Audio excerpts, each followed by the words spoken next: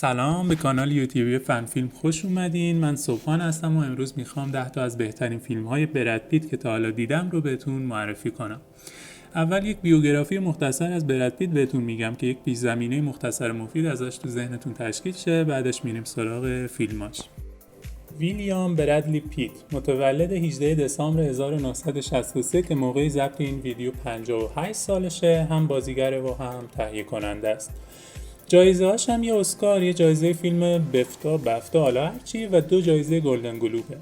زناش هم که یعنی فکر کنم فعلا مجرده، ولی زنایی که داشته میشه به جنیفر انیستون و انجلینا جولی اشاره کرد که هر دو بازیگرای خفنی هستن انصافا و 6 تا بچه داره. یه مدتی هم به الکل معتاد بوده که ترک کرده و از سال 1987 تا الان داره بازی میکنه، یعنی فیلم بازی میکنه. قبل از شروع فعالیت سینماییش یه مدتی در کنار پیشخدمتی تو اغذیه فروشی و رانندگی تو لباسی شبیه به مور برای فروشگاه ال پولو لوکو تبلیغ میکرد. پس حتی اگه الان داری تو لباسی شبیه به مرغ برای ملت تبلیغ میکنید، امیدتون رو از دست ندید. بریم سراغ فیلماش. این بازیگر ژانرهای مختلفی رو بازی کرده. اولین فیلم این فهرست مورد عجیب بنجامین باتن محصول سال 2008 که یک فیلم درام عاشقانه و فانتزیه با 2 بازیگر مورد علاقه من، یکیش براد پیت که معرف حضورتون هست و کیت بلنشت و کارگردانش هم دیوید فینچره. خب از جذابیت نقش‌های اول فیلم هر چقدر براتون بگم کمه. براد پیت که در زمان فیلم برداری این فیلم تنها 44 سال داشته، هنوزم ذره از جذابیت خودش رو از دست نداده و هر فیلمی که بازی کنه من چشم بسته نگاه میکنم و همچنین بانو کیت بلنشت، سنش رو نمیگم چون اصلا بهش نمیاد، ایشون هم خدای جذابیت تشریف کرد.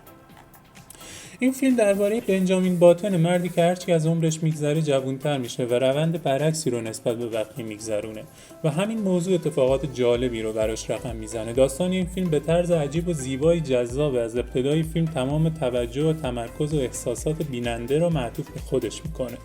فضای نوستالژی و قدیمی این فیلم به حس زیبایی که ما ازش میگیریم اضافه میکنه و یه جورایی میشه گفت که همه چیز توی این فیلم درست سر جای خودشه و همه چیز دست به دست هم داده تا این شاهکار خلق بشه.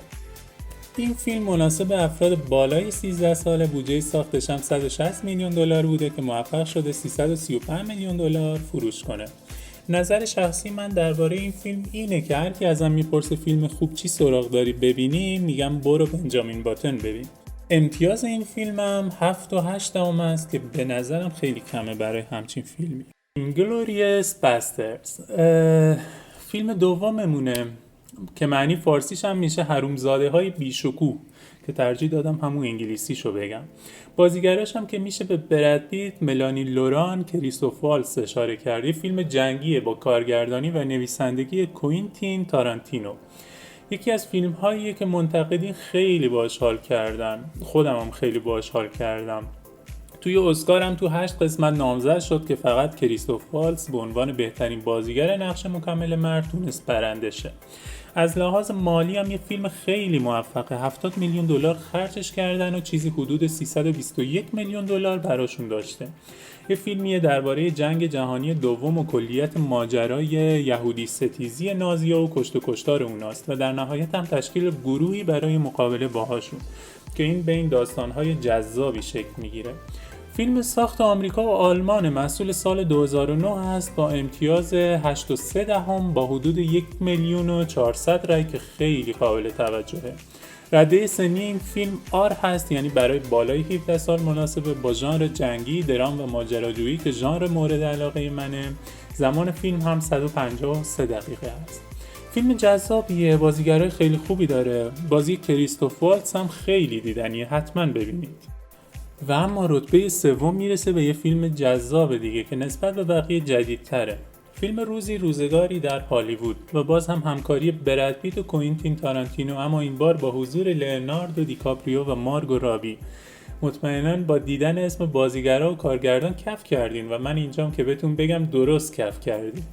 این فیلم یکی دیگه از فیلم‌های بسیار جذاب براد پیت با رتبه 7.6 و تعداد حدود 726,000 رای دهنده.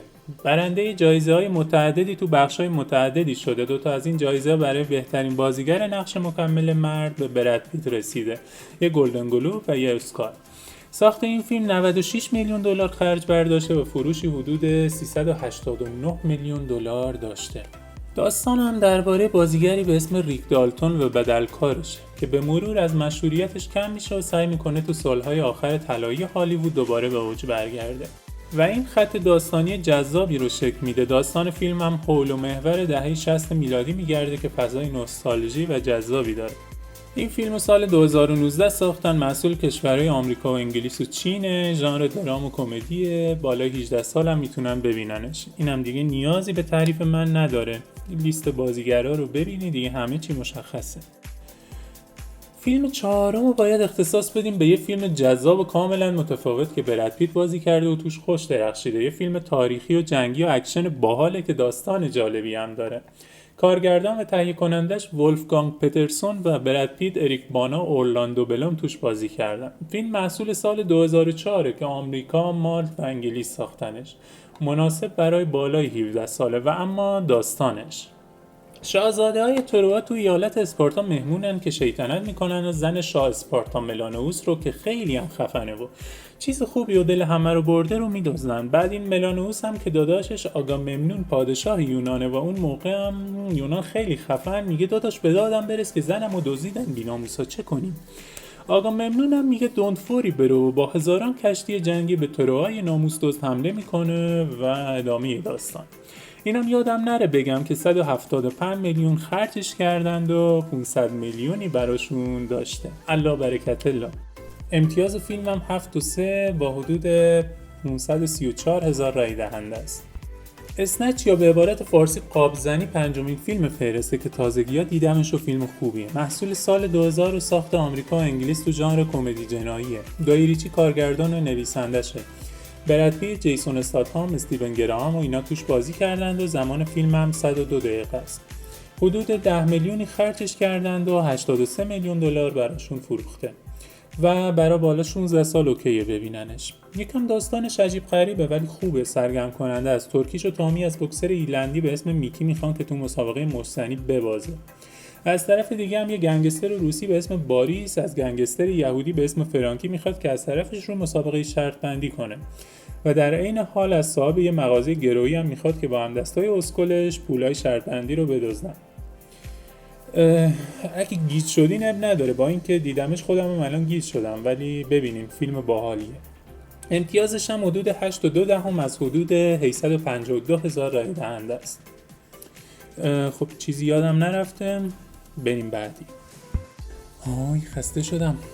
خب سابسکرایب رو بزنید، زنگوله رو بزنید، منو بزنید، خودتون رو بزنید تا بریم بعدی.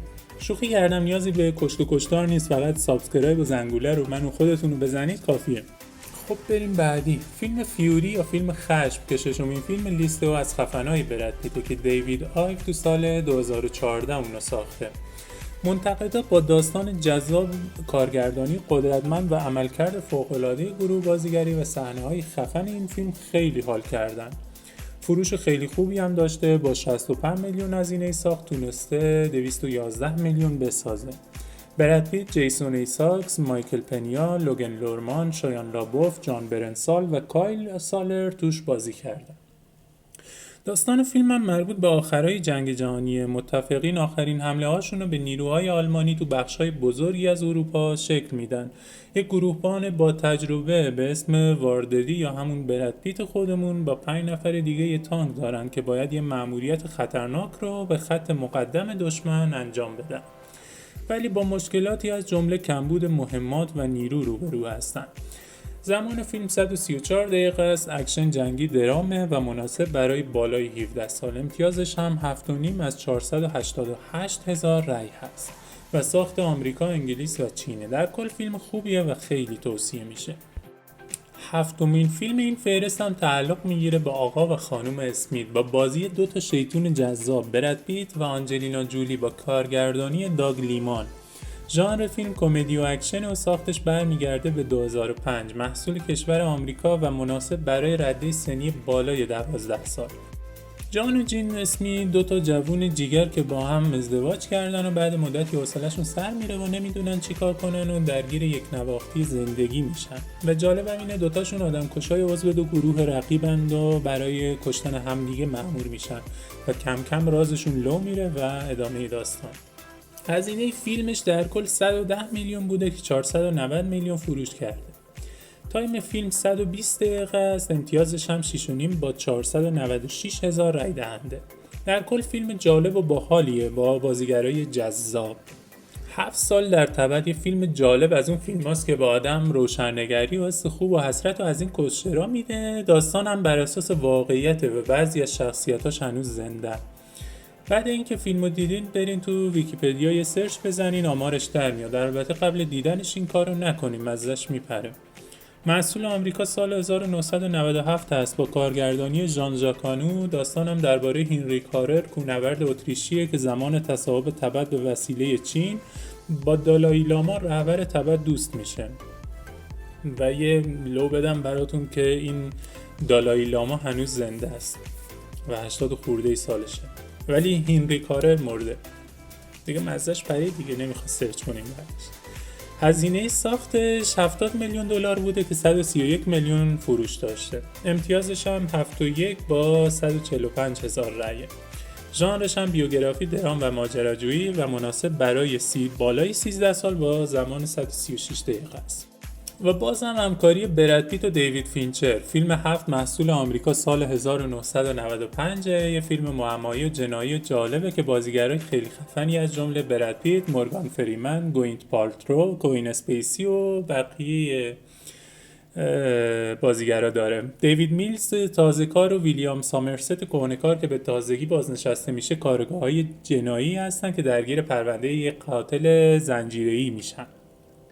این قاتل قتل‌هاش رو بر اساس 7 گناه کبیره شکم‌پرستی، طمع، تنبلی، خشم، غرور، حسادت و شهوت برنامه ریزی میکنه که اگه واقعی بود منو 7 بار به جرم همشون میکشت.